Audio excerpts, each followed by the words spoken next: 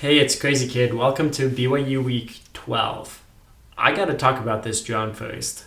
I've talked about it for a bit, but the best way I can compare the change to is in terms of animal evolution. So, take for example, so you got this like seagull, and he's just flying around one day, and he looks at his feathers, and he's like, "Boy, am I ugly! I'm at the bottom of the food chain, and I'm looking around, and I just want more out of life." So, like a Pokemon, poof! One day, he's just like, I'm gonna turn myself into a bald eagle. So that's what he does.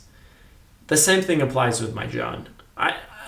Not really like he doesn't like it doesn't transform. I bought a new one, but it's like the same up level of a bald eagle versus a seagull. The Mini 3 Pro versus the Spark. Same idea.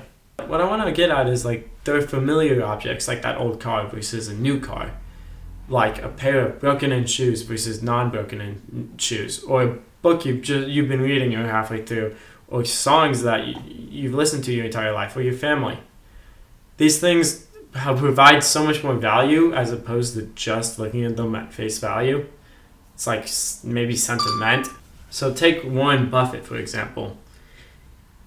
This guy, he's been living in Omaha, Nebraska his entire life. He eats at McDonald's for breakfast every day and doesn't even have a computer in his office. He's limited the amount of choices he has, so only the ones that super duper really matter, like what investments he actually makes. And I think that's why he's happier, he's more productive, and he's lived longer, because he's limited the stresses he has to deal with in life. The theory behind all of this is we overcomplicate our lives and should instead focus on very simple things. So like our family, or old pair of hiking boots we use, or that one crazy kid YouTuber that you always watch, right? Like, the idea is they compound enjoyment over time. And that's why I think they're important. And that's what I think we're mostly trying to avoid through like short term, like TikTok, short form, viral videos.